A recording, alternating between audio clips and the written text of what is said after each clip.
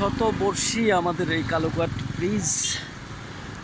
এখানে পারাপারের এখন আলাদা রাস্তা হচ্ছে হেঁটে যাওয়ার জন্য, পথচারীদের জন্য আলাদা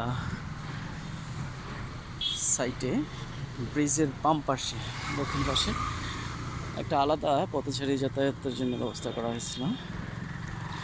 আসলে আমাদের এই পারের এত বেশি সংখ্যক মানুষ প্রতিদিন, কারণ নগর আর আমরা ডিস্টেন্স কিন্তু বেশি না, তো আমাদের কর্মক্ষেত্র কিন্তু সবারই ওদিকে। তো এটা পার হওয়ার জন্য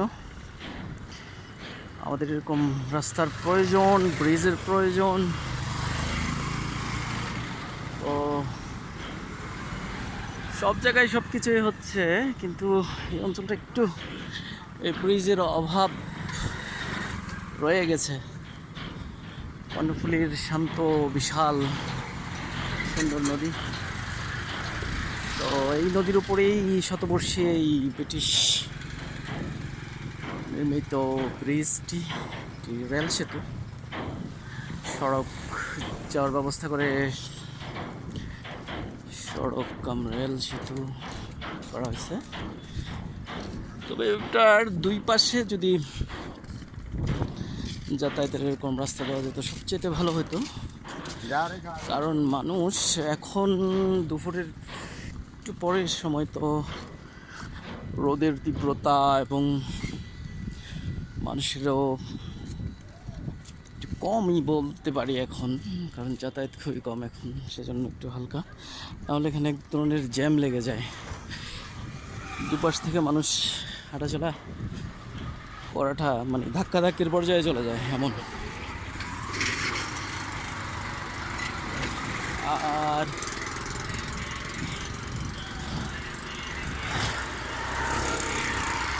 ওপারের লাইন শেষ হচ্ছে, এখন এপার থেকে লাইন দিল। লাইনটা একটু সময় লেগে যায়, কারণ একমুখী ব্রিজ হওয়াতে এক পাশের গাড়ি যাওয়ার পর অন্য পাশের গাড়ি যেতে পারে। তো আমরা এভাবেই পার হই প্রায় সময়, যারা হেঁটে পার হই ব্রিজ। কারণ এখানে হয় কি, আপনার ব্রিজ পার হইতে এই একমুখী হওয়ার কারণে যে এক পাশের গাড়ি যখন লাইন চলে প্রায় দীর্ঘ সময় চলে যায়। ততক্ষণে আপনি যদি হেঁটে পার হন 5-7 মিনিট 8 মিনিট আপনি যদি নর্মাল হাঁটেন সময় লাগে এই ব্রিজ পার হইতে। আর যেখানে দেখা যায় আপনি যদি গাড়ির জন্য অপেক্ষা করেন, ওখানে আধ ঘন্টা বা তারও বেশি সময় চলে যায়। অনেক সময় জ্যামের কারণে ঘন্টা 2-1ও চলে যেতে পারে। ফেরি ব্যবস্থা আছে এখন এখানে। ব্রিজের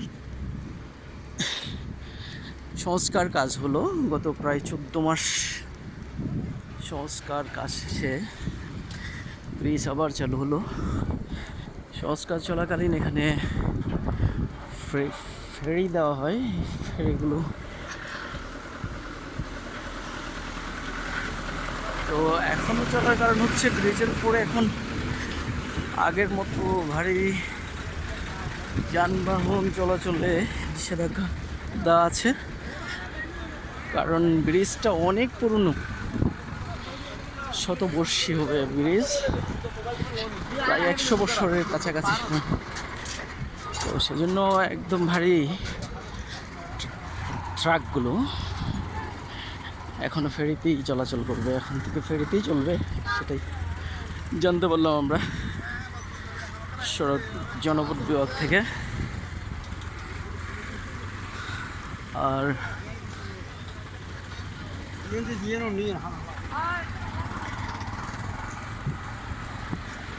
এখানে বিকাল সময়ে প্রায় দেখি এখানে মানুষজন আসে, এখনও আসে নাই, হয়তো একটু ঠান্ডা হলে।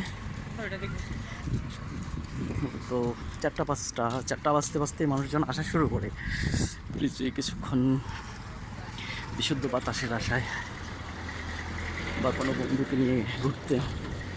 এখানে এসে দাঁড়ায় অনেকে আমাদের ব্রিজের মধ্যে কিছু সেফ ব্লক আছে, যেটা আপনি হয়তো গাড়ি পারাপারের সময় ওখানে দাঁড়ায় গাড়ি ছাড় দিতে পারেন। আগে তো আমরা এই ব্রিজ হেঁটেই পার হতাম, কারণ তখন এই পথটা ছিল না। এই পথটা নতুনভাবেই করা হয়েছে। আমি এই ভিডিওটা একটু লম্বা করতেছি কারণ একটা ব্যাপার দেখানোর জন্য।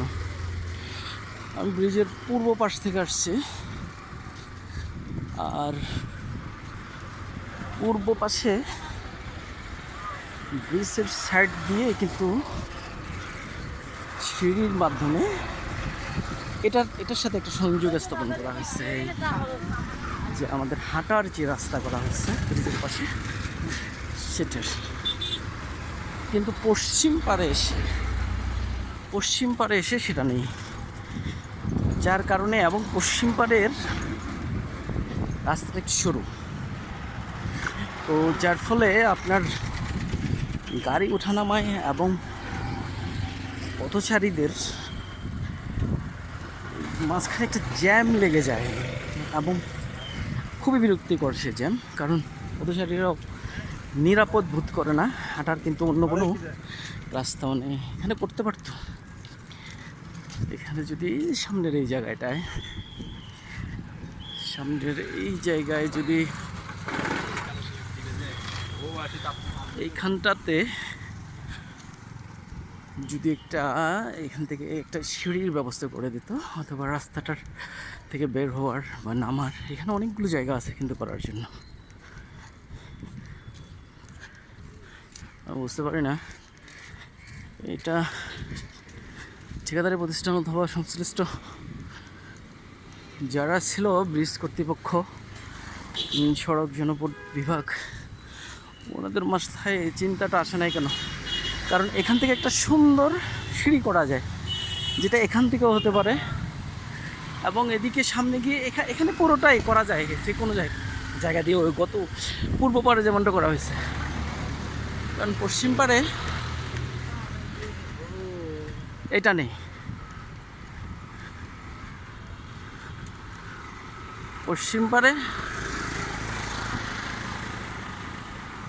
যেটার কারণে আপনাদের দেখাচ্ছি আমি খুবই এখানে গিয়ে এটা এই যে সড়কটা আছে রেলে ওঠার জন্য, ওটার সাথে মিলিত হয়েছে এবং ওই সড়কের আর কোনো ব্যাপ্তি ঘটেনি। এখানে সড়কের দৈর্ঘ্য যতটুকু, ওখানে গিয়ে কিন্তু সেটা পাচ্ছে না, তো গাড়ি এবং পথচারীদের মধ্যে ঝামেলায় হয়।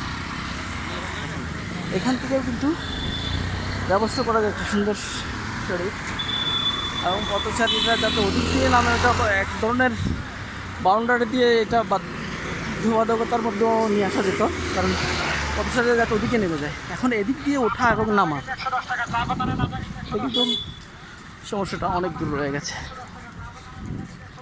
তো আজকে এই পর্যন্তই রাখছি আমি। সম্রাট।